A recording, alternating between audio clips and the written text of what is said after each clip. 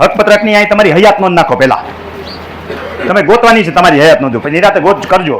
તમારે નામની પાછળવાળી નોંધ છે ને અહીં પહેલા લખો, નોંધની તારીખ, નોંધનો પ્રકારની લીક હોય ને, તમને મળી ગયેલું વિભાજનની નોંધ હોય ને, તમને મળેલી નોંધ કઈ હોય? વિભાજનની. ખરીદ કરેલી હોય તો વેચાણ નોંધ હોય, બેમાંથી એક જ હોય. તમારી પાસે જમીન આવી હોય તો વારસાઈ નોંધ ન કહેવાય. વારસાઈમાં તો સંયુક્ત નામ પડ્યા હોય, પછી હક્કમી થયા હોય, પછી વિભાજન થયું હોય ત્યારે તમારા સંયુક્ત નામનું 7 નંબર થાય ને, એ પછી તમારું નામ લખો, ખાતેદારનું નામ, સર્વે નંબર અને ક્ષેત્રફળ લખો.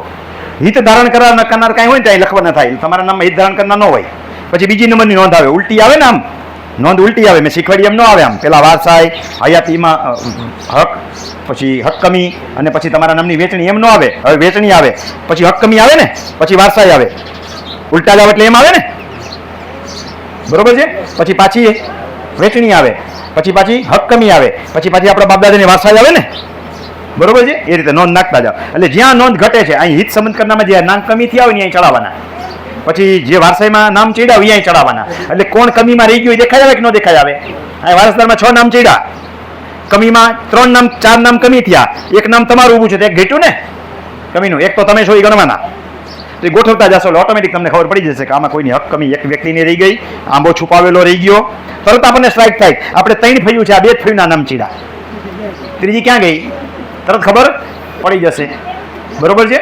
એટલે આખો ટાઇટલ પત્રક બનાવજો તમારી રીતે. એટલે એક ડ્રાફ્ટિંગ તમને આપ્યું છે.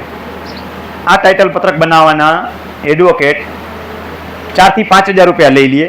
પછી આમાંનામાં ટાઇટલ પત્રક બીજું બનાવજો, આ જ કોલમમાં ઝેરોક્ષ કરાવી લેજો. એ ક્ષેત્રફળ બાબત લેજો, એમાં નામ નથી લખવા આપણે, નામ ક્ષેત્રફળ લેવાનું. પછી 2 ભાગ પડ્યા એટલે 2નું ક્ષેત્રફળ જુદું લખો, પછી એનો ટોટલ આગલા એટલે મેળવવો પડે ને. પછી પાછા દાદાના આગલામાં જાય, કાકા દાદાના ક્ષેત્રફળ લખો, પછી તમારા દાદાના ક્ષેત્રફળ મેળવો. અથવા તો પહેલેથી હું આમ સમજાવું કે તમારા ટીપણમાં ક્ષેત્રફળ કેટલું છે, તો 50 એકર એવું જ હોય ને, બરોબર? હા, 50 એકર.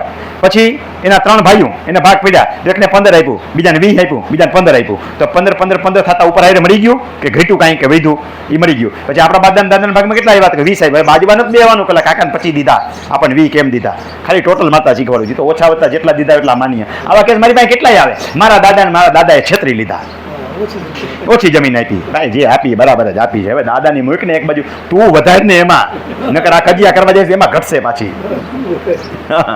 હવે દાદાના ભાગમાં જે 20 એકર આવી, પછી એ જગ્યામાં હવે ફરીને હકબક કઈ લેવાનું નથી, આપણે ક્ષેત્રફળ જ મેળવવું છે. પછી જેટલા વિભાજન થયા ટોટલમાં જ આની યાર મળી ગયો. પછી તમારી પાસે આવ્યું હોય નીચે સુધી મળતા જાવ, ઘટે છે કે બધે ક્ષેત્રફળનું ટાઇટલ ખબર પડી જાય. ક્ષેત્રફળના ટાઇટલની વિસંગતતાને કારણે તમારી નોંધ રદ થાય એવું આ કોકના ભાઈનું જવાબ હતો. ખબર છે ને કોનો હતો? 2 નોંધમાંથી 1 નોંધ મંજૂર થઈને 1 રદ થઈ ગઈ. એક આમની હતી, આ લેટેસ્ટ આમની હતી આજે. તો કે આ હું કામ નોંધ રદ થઈ? ટાઇટલનું ક્ષેત્રફળ તૂટવું જોઈએ નહીં. ક્ષેત્રફળ તૂટે તો નોંધ મંજૂર થાય નહીં. અત્યારે તો એટલું પૈસા દઈને કરાવી નાખો થઈ જાય, એને કોઈ સંજોગોમાં ન થાય. ક્ષેત્રફળનું ટાઇટલ ન મળે એને કોઈ પણ સંજોગોમાં થાય નહીં, પછી ધોર આવી જાય. એના કરતાં સુધારો કરાવી લેવાય, એટલું ક્ષેત્રફળ ઘટાડવું પડે. અને આપણે આપણામાંથી જ ઘટાડવાનું. ખરેખર તો નિયમ એ છે કે જેના ક્ષેત્રફળમાં હયાત જમીન હોય એનાથી વધારે હોય એને ઘટાડવું પડે. સમજાણું? ખરેખર હયાત જમીન જ ગણાય ને તમારી. હયાત જમીનથી ઓછી હોય તો ક્ષેત્રફળ ઘટાડવામાં શું વાંધો છે આપણને? જમીન તો છે નહીં, તો ક્ષેત્રફળ ઘટાડવાનો શું વાંધો છે? બરોબર છે. અને ક્ષેત્રફળથી વધારે હોય તો બીજાને દેવાની થાય. કાલે ઓલો નહોતો ઘરે જ નહોતો, લઈ બીજું શું થાય કે બેઠા તે કેટલા જણા? હા, 1 હવા વીઘા વાળો અહીં છે, નથી અહીં નથી આવ્યો એ. હા રહ્યો જો છેલ્લે કે લડો મેં બધું લાયડી, બીજું શું હોય? મૂકી દેવાની, જે આપણી નથી લગ્ન